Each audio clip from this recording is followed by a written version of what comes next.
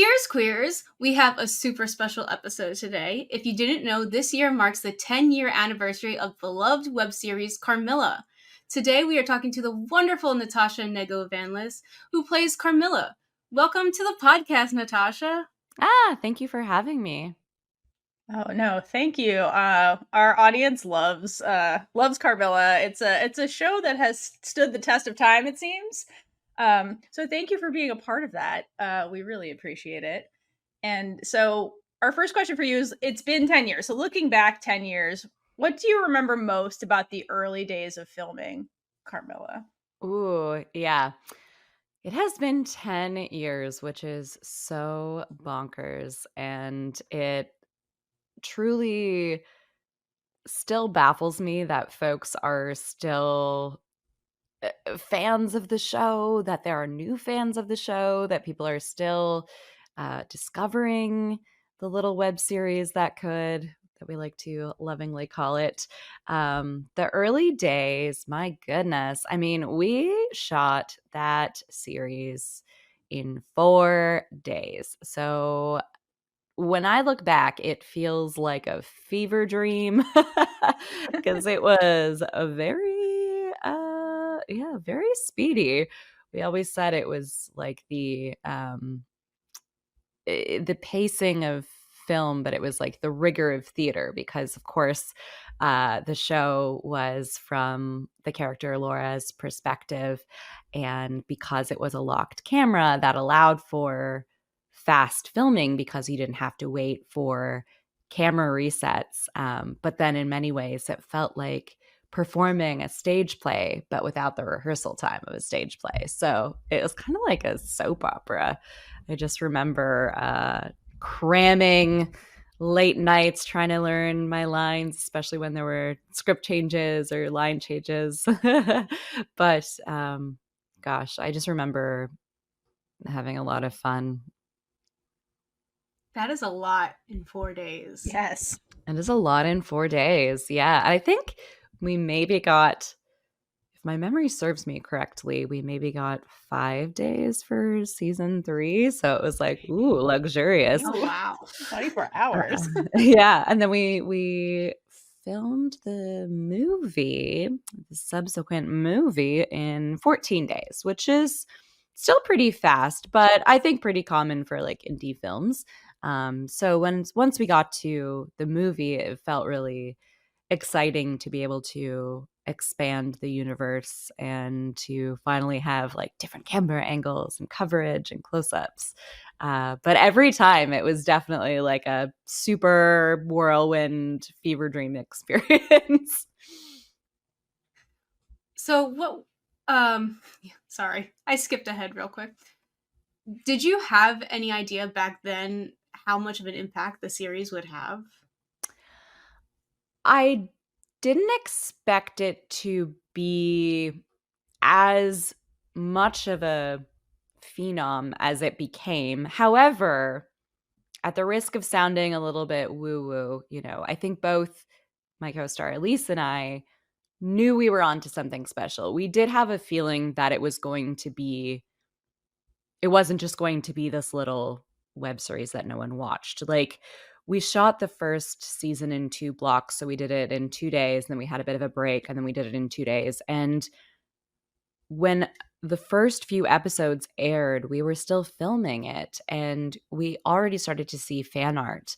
And even just from reading the script and understanding the story in general, we were like, this feels very different and very special. And it was really unique for the time. So I think I did have this little like premonition moment that like, oh, this is something I have to do. Like, even from the first time I read the breakdown for the character, I immediately had emailed my agent at the time and I was like, I have to audition for this show. I have to.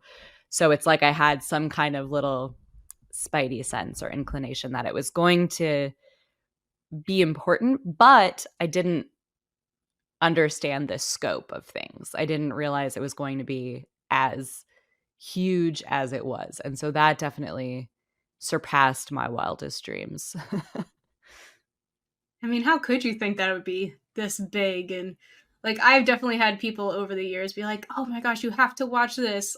I did watch it, but like, the one friend that I met online, she's like, we have to watch this all right now on Zoom. Let's go. I love that people are still watching it together, and I love that it has this nostalgic kind of cult following feeling to it now. I love that it's kind of become this familiar comfort show for people. So it's really meaningful to me that it continues to live on. And I think the co-creator and producer Steph Joaquin was really smart and really tapped into, at the time Tumblr was big. Oh my gosh, this is making me feel very old now. It's like, wow, 10 years ago, social media has really changed, but Tumblr was really big at the time.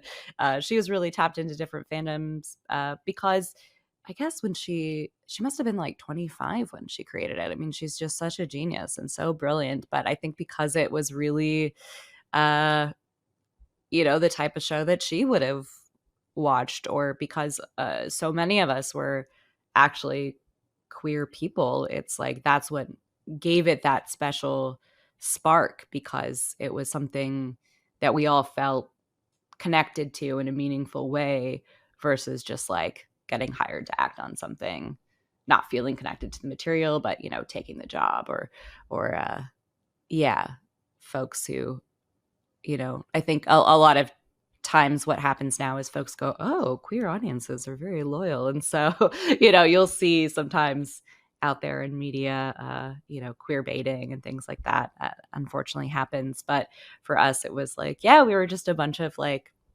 scrappy queer kids. And some of us who didn't even, I mean, I was out at the time, but not everyone was. So it felt like a sort of a coming of age show for not only the audience, but for a lot of us. That's beautiful. I love that. Theora, we can't hear you. Sorry. I'm keeping it mysterious with my microphone. Ooh. Ooh. All right. I was gonna say, I'm glad you said that, because like at the core, like this is a story that's essentially like a modern retelling of a old kind of book, like a novella. I forget what century it's set in. So the fact that you had actual like queer people putting it together through like a very grounded lens, like it does make it feel more real for like the time period the web series was set in. And like I think that helped it really resonate with a lot of people at the time, like when it was airing. And now it's just like you said, nostalgic to be like, yep, that was my life back then. Yeah. Yeah, it was very smart. The Yeah. original novella was written 25 years before Dracula, Yeah. something like that. It was before So that. Carmilla was very much, and it was the Gothic era. So Carmilla was very much the kind of original vampire in a way. But the original novella was such a cautionary tale of, female sexuality, and in the end, Carmilla gets beheaded. And so I loved that it sort of took this really interesting concept, but turned it on its head and gave it this very, modern lens for the time. Yeah, agreed. So, what was it like to be part of such an iconic series that paved the way for queer representation in web series and just like beyond? Because it was a very healthy like representation and not queer baiting, like you mentioned earlier. Yeah.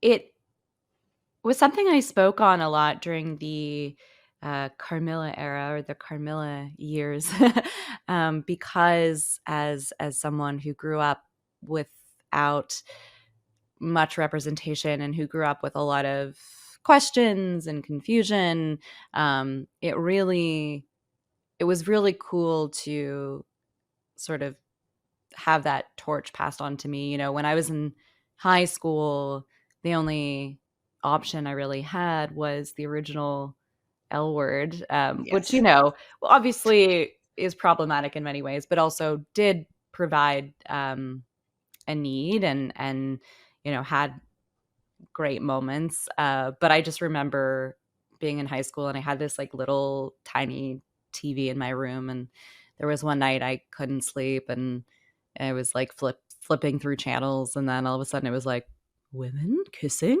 What is this on screen? And I was just like, oh, what? So and then I remember, going through that phase of like googling which of the actors was actually queer and and whatnot. So I think I get it, because I just felt such a kinship to Carmilla fans, because I was like, yeah, I get it. That was me. Again, the realism of it all. Yeah. Yeah. The representation definitely, if there was more things that I saw growing up, I feel like it would have been so much more helpful. But hopefully things are getting better for future generations, unless we go backward. But Yeah, I think it is. But certainly there is still much room for improvement these days.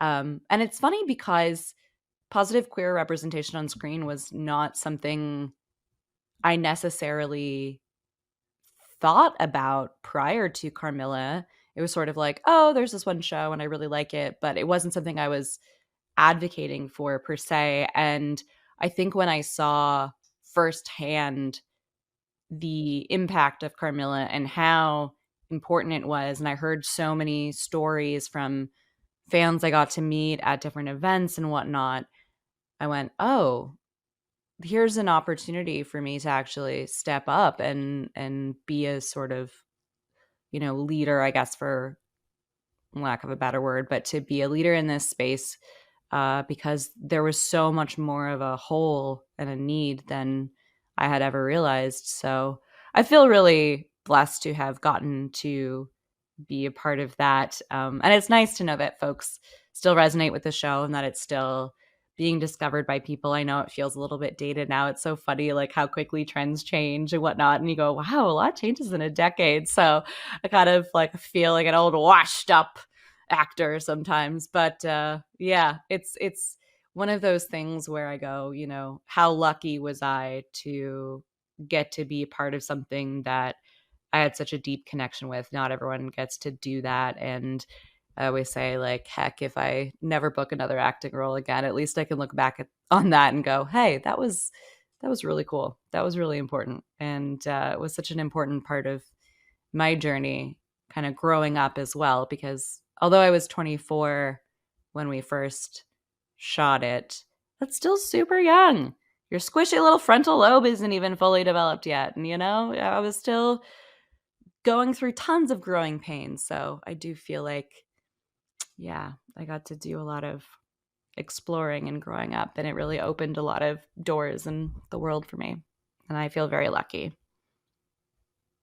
I think it's super special that you understand like the impact that the character, the part, the show has played, and have been advocating and just really sharing that impact with the world, because not everybody does that. So it's really special when people understand the impact that they're making. And it's also crazy because 10 years, it you hear it and you're like, oh, that's so long ago. But then you're like, you hear the year and you're like, oh, wasn't that yesterday? I know. It's a weird thing. I do feel like the pandemic had something to do with that. And then also just like the boom of TikTok as well. And it's just like things escalated so quickly. And then pandemic years is like also, I feel like each one felt like a decade in itself. Yeah. So That each one felt like a decade, but then also together it all felt like less than a year in a way. Like looking back, when you're in it, yeah. it was definitely forever. Yeah. But there is a time warp there. Are there any moments from filming Carmilla that stand out to you the most? Either on screen or off screen? I think shooting the finale of season 3 was very emotional because we didn't know that we would get to do a movie. So we really thought the show was over. So as much as I would like to pretend I'm this amazing actor, I feel like a lot of the crying was truly us being like, oh my God, this show's over. So when Carmilla thinks that Laura's dead for a moment, it's just like maybe a little bit of me thinking that the show was dead or the character was dead too.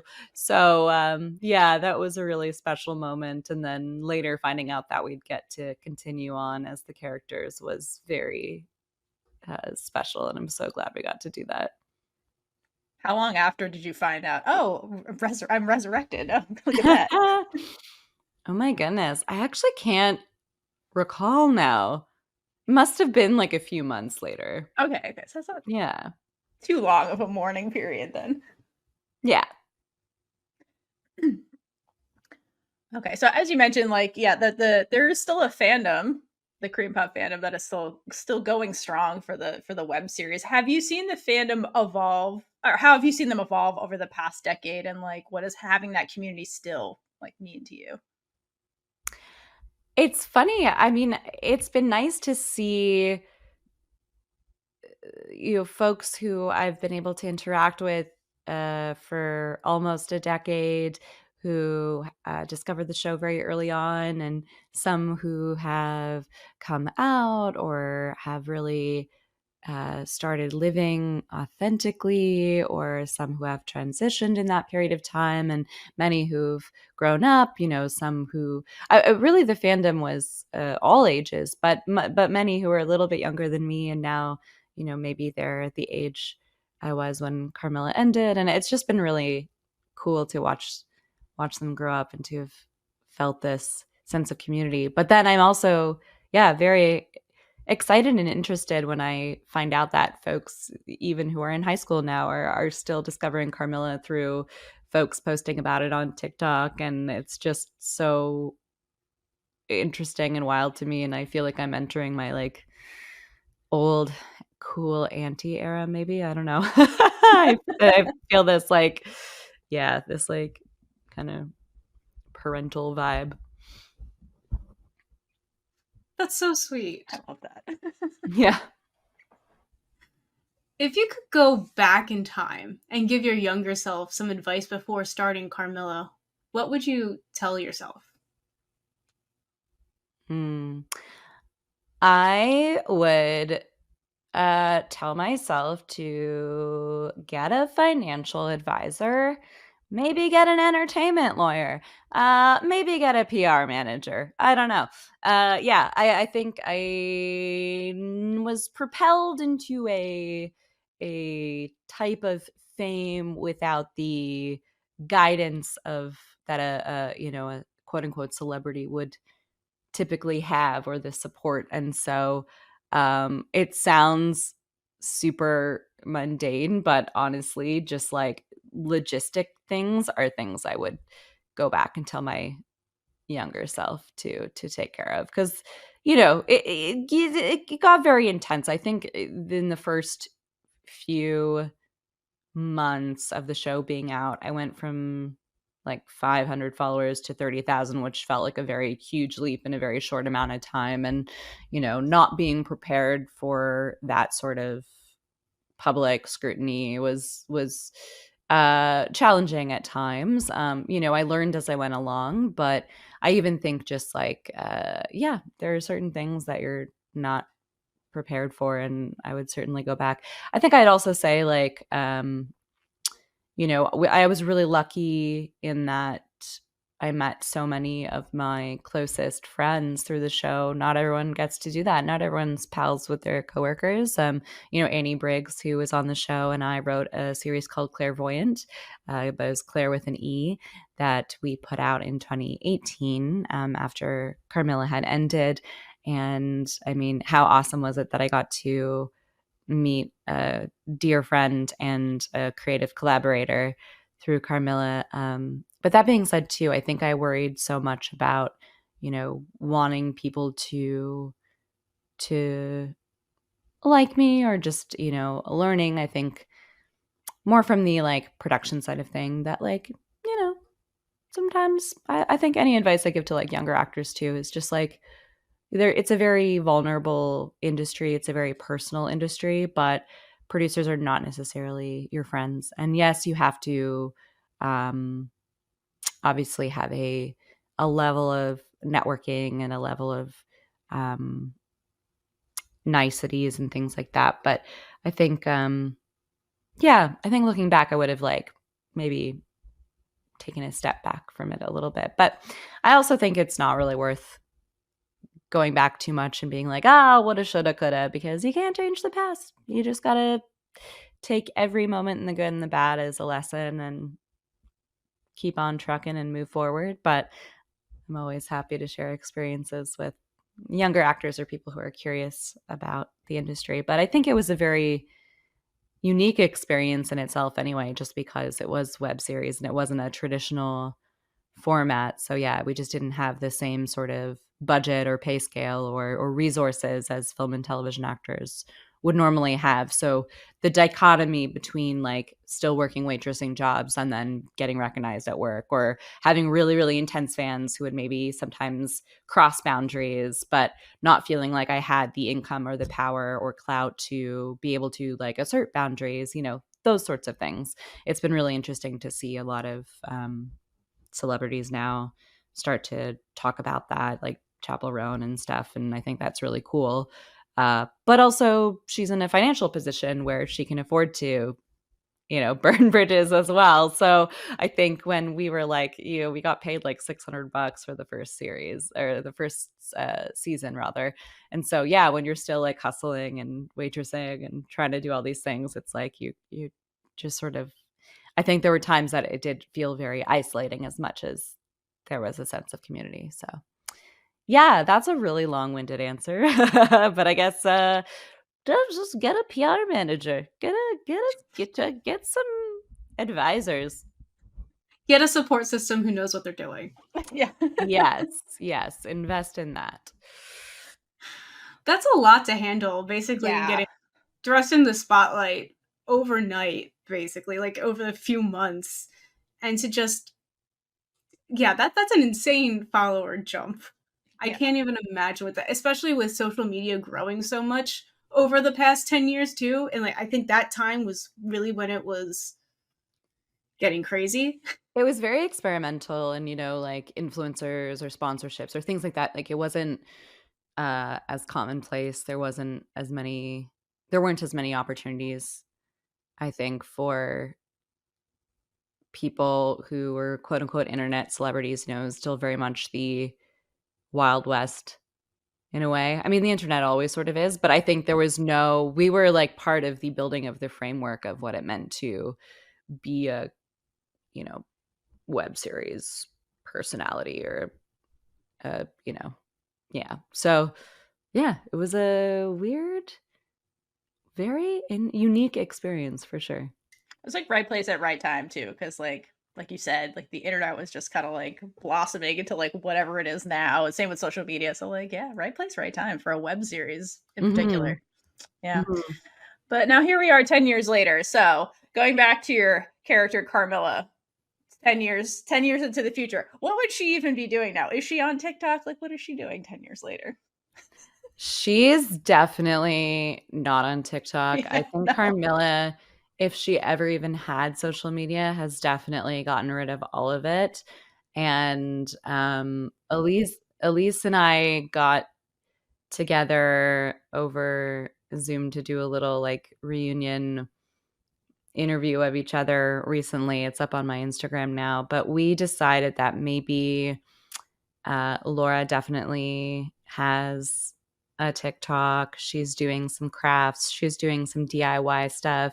She's like kind of a trad wife, but not, because she's married to a vampire, a lesbian vampire. But yeah, she definitely has one. Sometimes Carm maybe pops in for a moment. But yeah, I think they run like a eccentric Airbnb or something in a small town where also maybe Laura works for the local paper or something. I love that. That's amazing. She was definitely making sourdough at the beginning of the pandemic. Yeah. 100%. So, okay, so 10 years in the media landscape is very different from now. So how do you think Carmilla would be different if it were made today, given how much everything has changed in terms of representation too? That's such a good question. How would Carmilla, like Carmilla the series or the character? The series. I guess I don't know if narrative web series are still really like a big thing on YouTube. So I feel like if it was made today, it would probably be streaming on some other service. Maybe it'd be a little bit longer. Definitely, like it would be all over TikTok, and the characters we probably would have had a lot of um like what's the term, transmedia, where it's like we would have had probably like TikToks for the characters or something, where we would have like been doing videos in character. They definitely wouldn't have been wearing skinny jeans either. No. Not that time. Yeah. Yeah. Love it. I kind of want to see these TikToks now. I know, that'd be hilarious. All right. So like if there was some kind of like reunion episode that happened at some point, is there anything you'd want it to focus on or include like this far out from where I guess the movie ended? That's kind of like the end point. Yeah.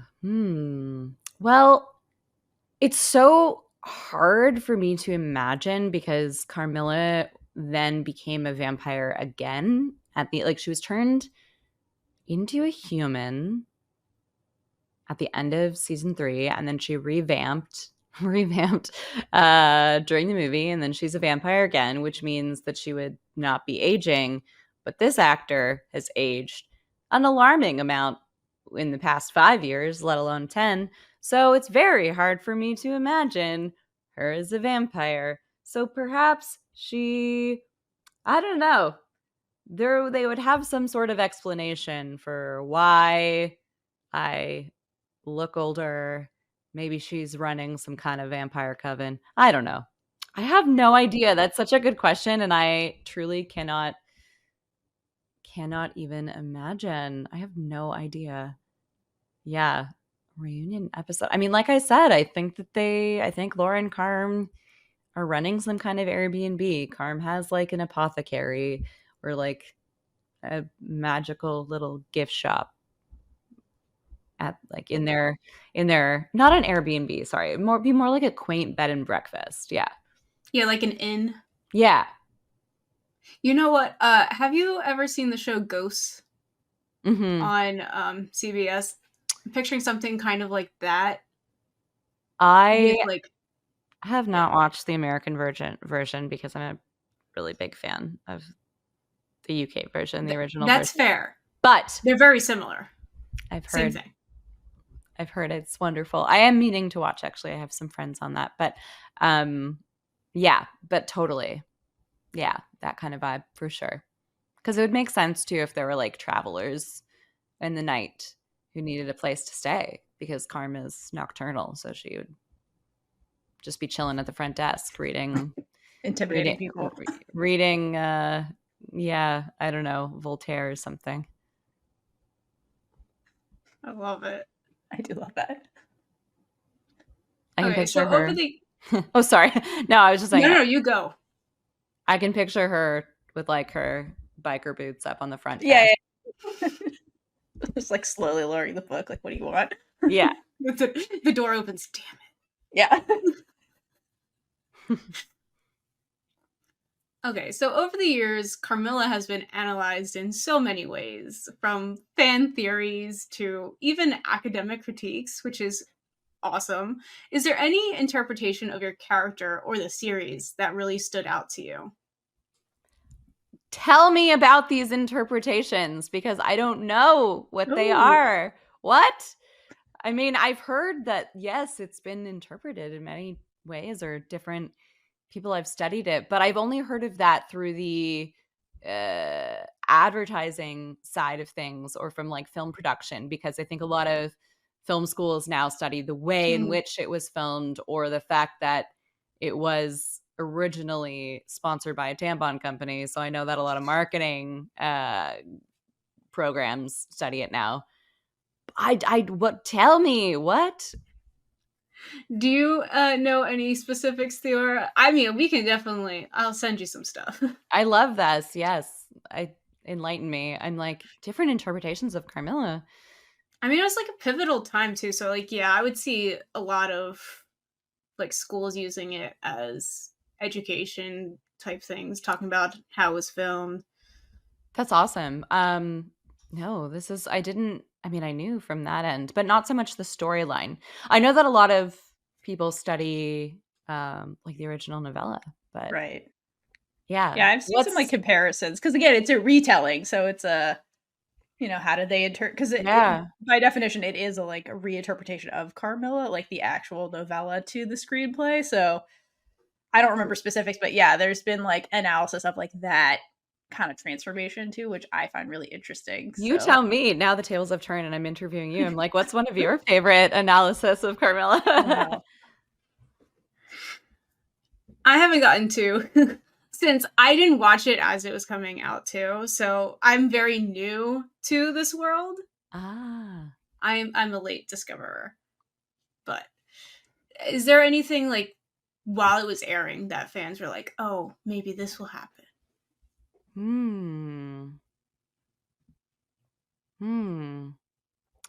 My gosh, I feel 100 years old because trying to It's a go long time ago, go okay? back and remember.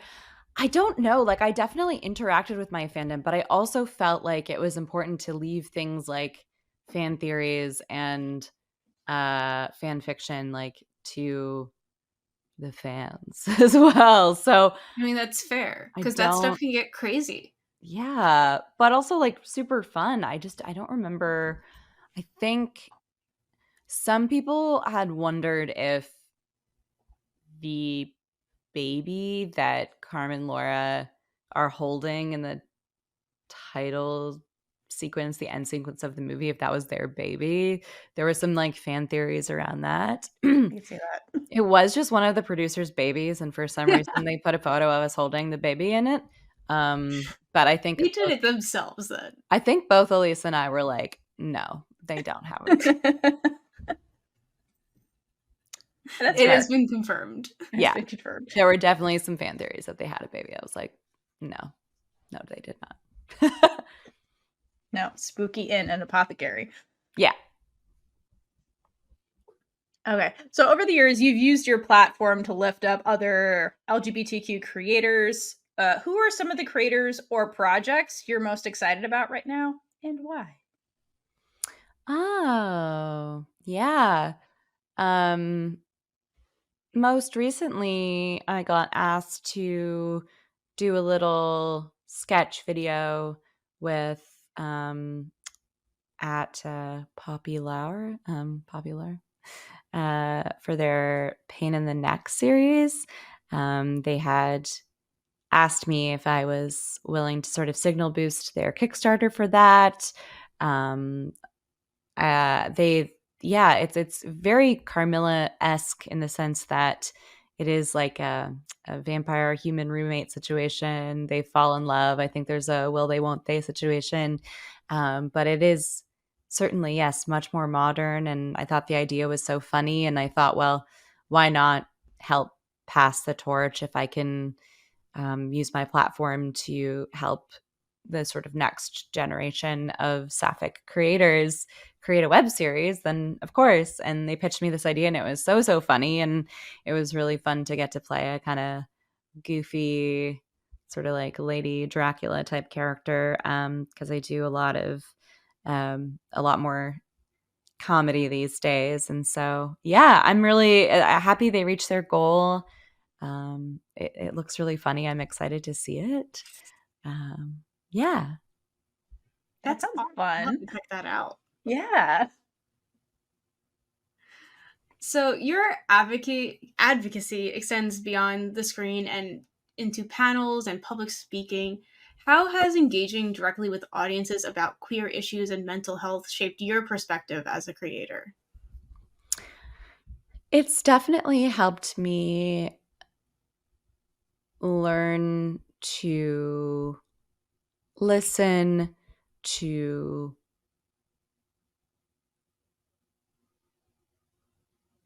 see things from other perspectives. I find it very interesting to listen to lived experiences that are different from my own, because that's the thing is, like, we say to us LGBTQ plus community, but we're not always necessarily a community. You know, there is a lot of infighting within this community, and um, it is we're not a monolith, of course. It's, you know, queer people are um, so vast and so diverse in so many ways.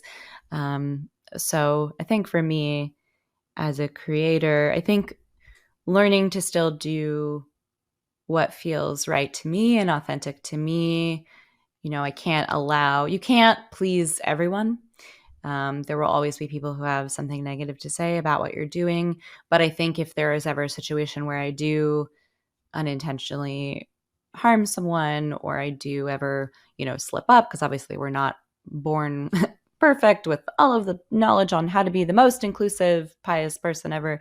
Um, Anytime there is, you know, something like that happens, I'm very interested in, yeah, learning how to just be accountable, and that fine balance, I think, between wanting to include as many people as possible, but also understanding that I'm not always going to get it right, or I'm not always going to, um, yeah, be able to appease everyone. So to just really trust myself, trust that off screens and off social media, that I am living with integrity, that the people who really do know me and get to work with me know that I work with integrity, and trusting that, and trusting myself, and just staying grounded in that, I think has been one of the biggest lessons.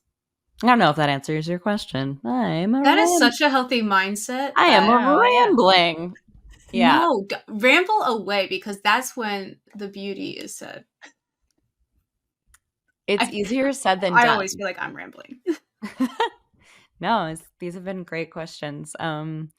Yeah, it's easier said than done. Like, obviously, I still have a sick need to please people. I feel like a lot of actors, I mean, and creatives, hey, we go into this because we desperately need validation. But I think learning how to, yeah, create and do things that fill my soul, but also still, yeah, I always want to take into account how things I'm doing make other people feel, without driving myself absolutely insane, because it's also very easy to like self-flagellate and like, you know, worry so much that you end up stalling, or I get stuck. You know, sometimes that happens to me. Like I would get so worried about, you know, anytime I'd slip up or hurt someone or whatever, it'd just be like, oh my God, I'm terrible. I should never create again. I shouldn't exist. And it's like, okay, no, that's a very extreme reaction to things. I think it's just finding the balance. And,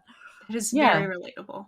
yeah, learning how to, um, yeah, just trust myself, and yeah, but also still being open, and yeah, reading and listening to feedback without completely altering who you are as well, either. You know. Which is hard when social media exists. Hmm. Yeah, it's always easy to want to, you know, reply to anything that could be perceived as a negative comment. But I think I've learned over the years how to navigate. Okay, what is an opportunity for like an actual healthy dialogue or interesting discourse, or like what kind of, you can kind of tell when someone like leaves a nasty comment on your page, if they're just like trolling you, or if they actually, you know, are someone who might be open to dialogue. Yeah. Just learning where to allocate your energy, I think, is super important. And I'd say, yeah, most of the time I've just learned to just not respond. That's fair. Allocating your energy and finding balance, I think those are really good key points. Because yeah, you could just head into burnout in one way or the other if you're like people pleasing, or as a millennial, I understand that. Yeah, Just part of the generation. big time. So you've mentioned previously the importance of having an inclusive workspace, especially in your line of work. What steps do you think the entertainment industry needs to take to become more inclusive? Because it's getting better, but there's more room for improvement. I do think inclusivity is such a broad term because it's sort of like, who are we being inclusive to? So we're talking about being inclusive towards queer people. Okay, well, you could be queer, but then have other barriers like being disabled or being a person of color.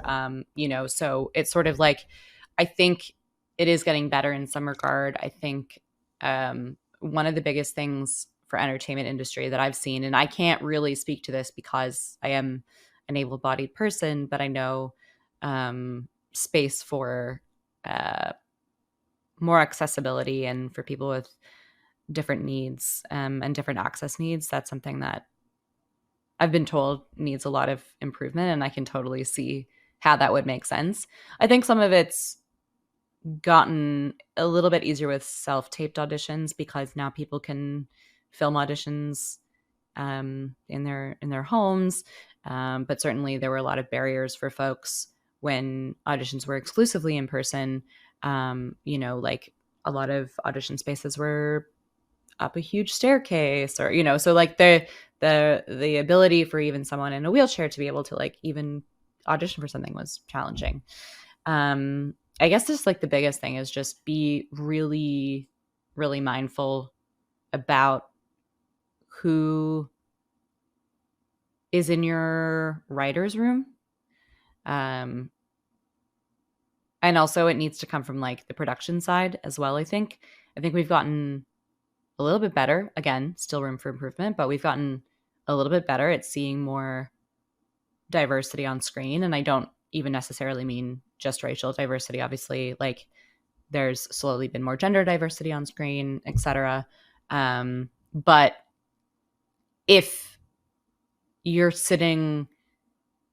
look at a writer's room and everyone sitting at the table is a straight white cis man, well, why are they writing about experiences that are not their own?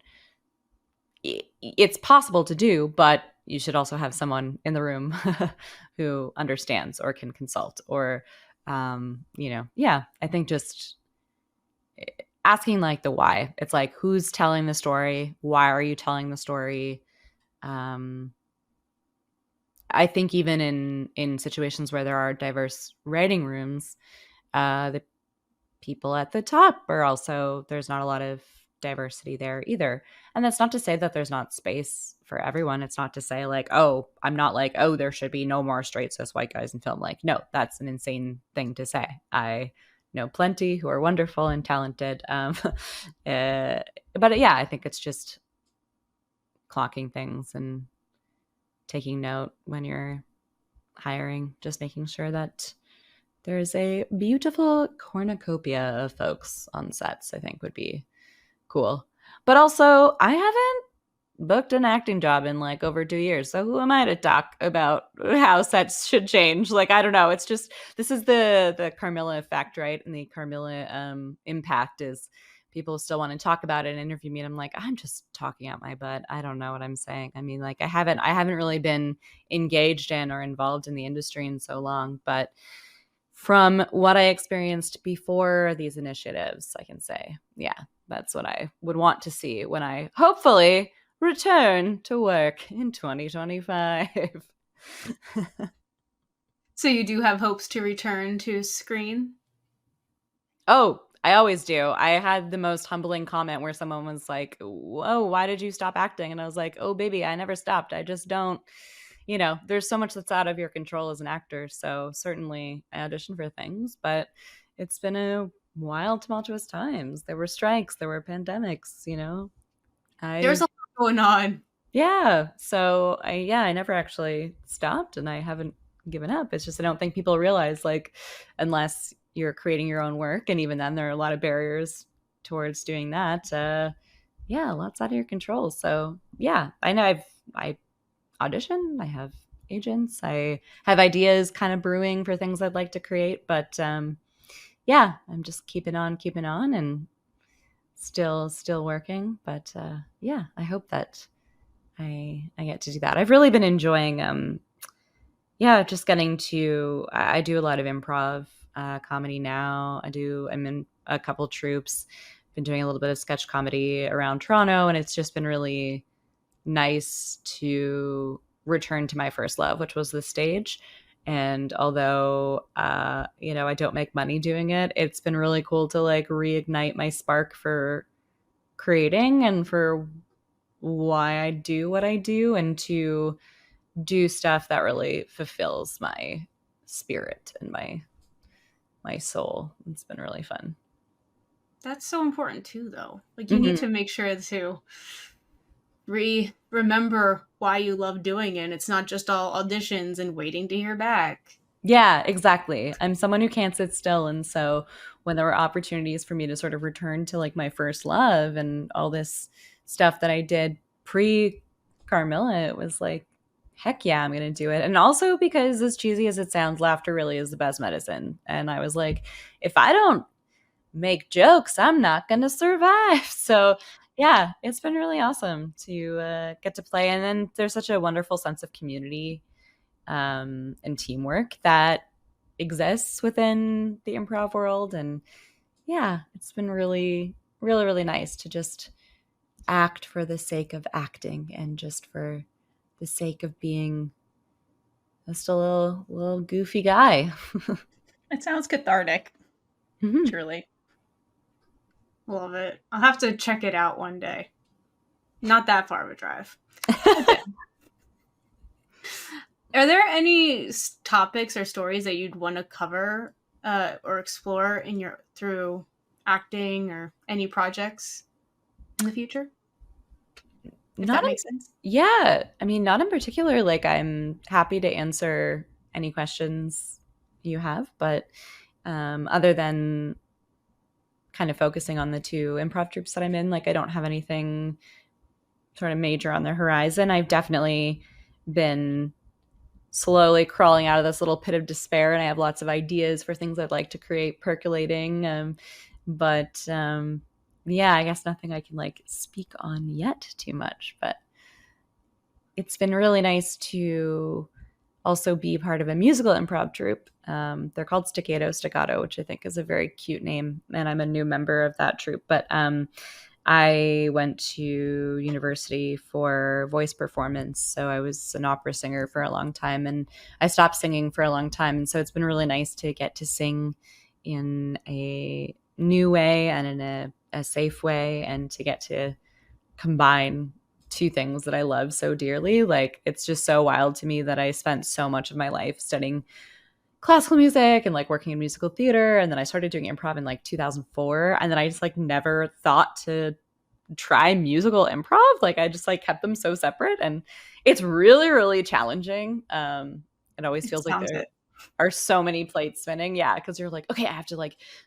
make a coherent improv scene, but then also play this character, and then like think about the narrative of the story, but then also we're making up songs on the spot. And so yeah, it's definitely a wonderful, wild way to exercise your mind, and I just want to make people laugh. I don't know, I'm sort of at that all sounds like anxiety to me. Yeah. Anxiety, the troupe. But that's fun. I've never heard of that before, musical improv, but like that sounds extremely challenging. Do you like dance in the skits too? Is it like triple threading all over the place as well? I've never heard of it before. It just sounds so hard. Yeah, no one's really dancing. I mean, no one wants to see me dance, that's for sure. But yeah, it is essentially just like a musical that's mini musical that is 30 minutes to an hour long, but it's all made up on the spot based on the audience suggestions we get at the beginning of the show. And yeah, it's I mean, I'm just impressed by my teammates. I'm still new to the format, but I love like marveling at their ability to just like create a whole story. And you're sitting there. The first time I saw them before I was part of the troupe, I was sitting in the audience and I was like, oh my gosh, this is like a fully formed musical and I cannot believe that it's made up on the spot. And the magic is like it happens and then it never happens again. Yeah. And so, yeah, there's something so special about that. Do you have like any like musicians that play in, or is it just purely just the actors and their like vocals that create the musical? Well, yeah, we have a music director who plays piano throughout. That's nice. Okay, cool. Yeah.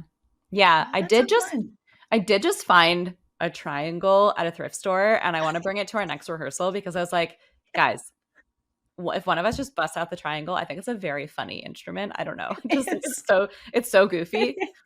I was like, let's bring in some random percussion instruments. No, that's amazing. So funny. That's amazing. To just like bring in random instruments, like you get like the little mouth thingy. Yeah. The spoons. Yeah, the spoons. Yeah. Oh my god. That's like the washboard. It's deeply, deeply nerdy. Like I'm really in this era where I just am like, I don't care about being cute or cool anymore. I'm like, I'm just having a fun time making bad art and playing and experimenting. It's a bit of a renaissance. And maybe some will say, I'm too old to be doing this. But I think it's really, it's play is so important. It's so important. Yeah, I agree with that. Well, thank you.